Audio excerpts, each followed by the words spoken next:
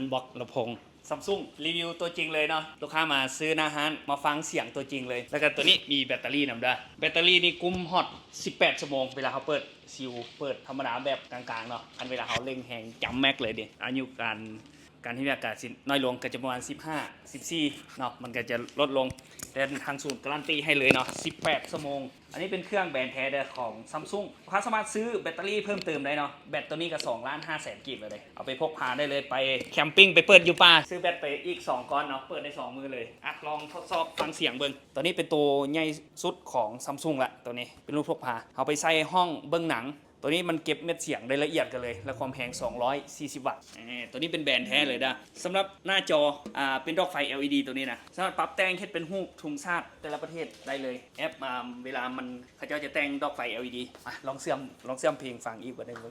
อันนี้พอมาฟังตัวจริงเลยได้ว่าก็เคยฟังหลายรุ่นละเสียงมันจะแตกต่างกันเอกลักษณ์คือแต่ละคนนี่เลยเนาะก็บอกคือกันลองฟังเสียงเรียวๆกันเลยว่ามันเสียงเป็นยังไงอันนี้พี่ใช้ไมค์ของอันนี้เนาะบ่ได้โดนหลอกแต่ถูกนอกใจถึงจะบ่ได้แต่ใจมันรู้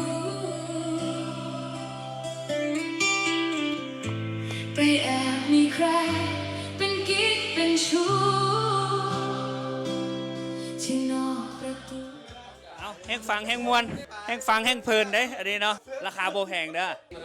16,900 บาทเท่านั้นเด้อเป็นตัวใหญ่240 วัตต์แบรนด์ซัมซุงแบรนด์แท้สูตรไทยเด้อ